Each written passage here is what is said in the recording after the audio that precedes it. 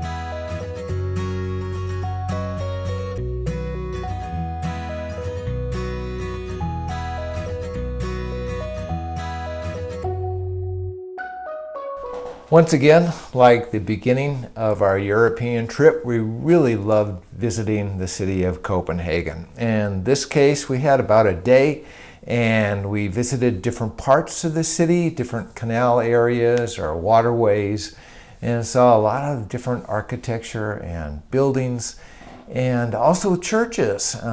Did you notice that one church I took a picture of with a steeple, and it was like a spiral design? Well, actually that is a staircase that people can walk all the way up to the top and see different buildings of the city of Copenhagen. It's a fantastic view. And after we visited the city, we decided to go off to a little fishing village we heard about that's just outside the city, near the, or right next to the ocean. And so we went out to that, and it was amazing. It looked very it looked like a museum or historical buildings. Some of them, of course, had thatch roofs, and some of them were tile, which is more traditional for the area. But it was very quaint, very beautiful, very quiet, at least at that time. I understand that it's sort of a tourist attraction at other parts of the years, so I'm sure it's a lot busier at that time. And it inspired me to do a sketch of that area. But I had a hard time with the photographs I took. It was a little overcast at the time, to capture exactly what I wanted to sketch. So what I decided was just to make up a composition that incorporated a lot of the buildings, the thatch roofs that I enjoyed, the cobblestone streets that we enjoyed so much. So what I did is I started out with a software program called Adobe Illustrator, and in that it's a vector art program on the computer, and it includes a grid, as you can see here. And then what I did is I used the vector art line tool to actually sketch out the composition that I would be happy with. And so I took that, reduced it down, projected it onto my canvas, as I've done on many of the other illustrations I've done, and then went ahead and did the illustration. And I wanted a little bit of bird's eye view looking down, just to emphasize the roofs and the ocean in the background, ships and things like that, or boats, I should say. One thing you may notice on the sketch as you start viewing it, as I produce it or create it in a moment, is that I use the permanent marker, and I use the very edge of it, rubbing it against the canvas to get that sort of texture, or lots of little dots, not straight lines, but just little dots that gave it the shading I wanted or the texture that I wanted. And by the way, this is a permanent marker, but it's not everlasting. I have a friend of mine that actually bought one of my pieces of artwork on canvas with this permanent marker, and they left it out in the sun, or the sun came through this huge window right on the sketch for months on end, and what happened is that the permanent turned brown instead of black. So it's not everlasting, especially with ultraviolet rays. You can buy glass that will protect it from ultraviolet rays, and that's true of any artwork. You should never have it displayed in direct sun.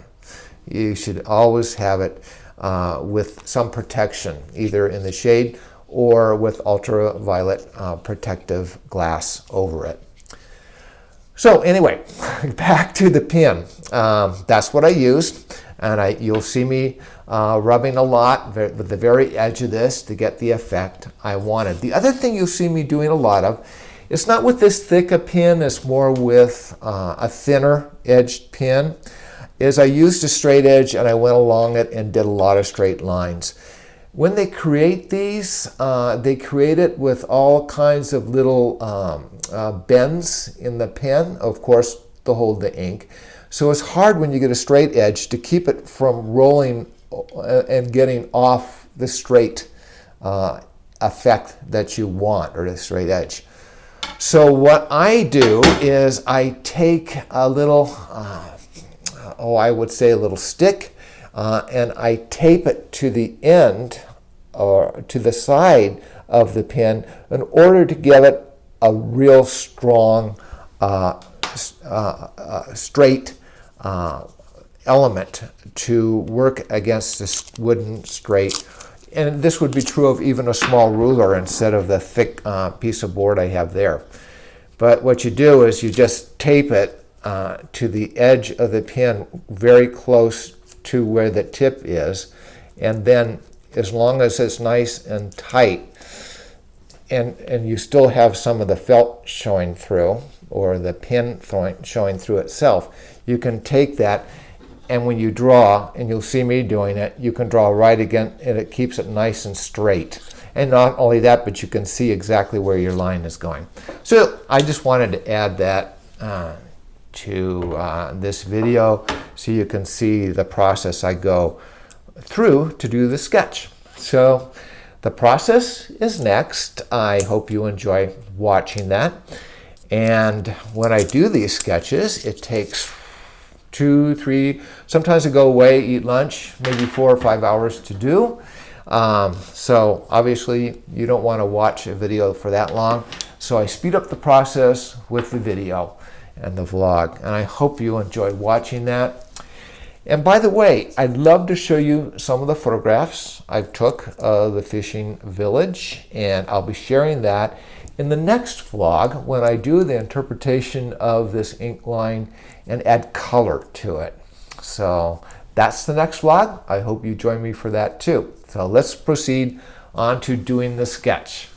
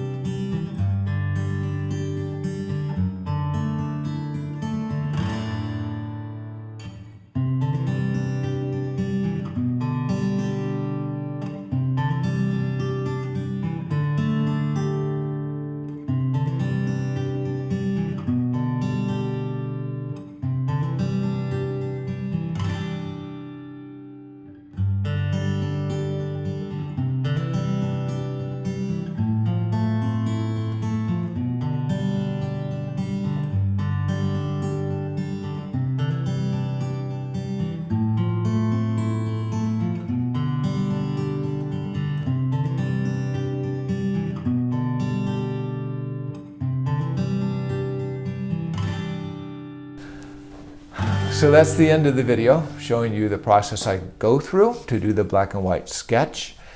It's not totally done at that point. I put it aside for a day or two, look at it again and say, oh, I'd like to add this, or I'd like to add that, or fix this. And so if you would like to see the finished piece, I would encourage you to go to my website, which is travelandsketch.com. And there you click the button to go to the gallery, and you will see that sketch plus other sketches I've done on other travel and sketch adventures. And also, I just started an account with Instagram, and I would encourage you to follow me there. So look into Travel and John and just request to follow me, and I will be sure to add you to that list. And it's been great having you on this Travel and Sketch adventure again. I would appreciate it if you subscribe to this channel. That way, next time I do the Travel and Sketch adventure in the color of Copenhagen, you will be alerted to that.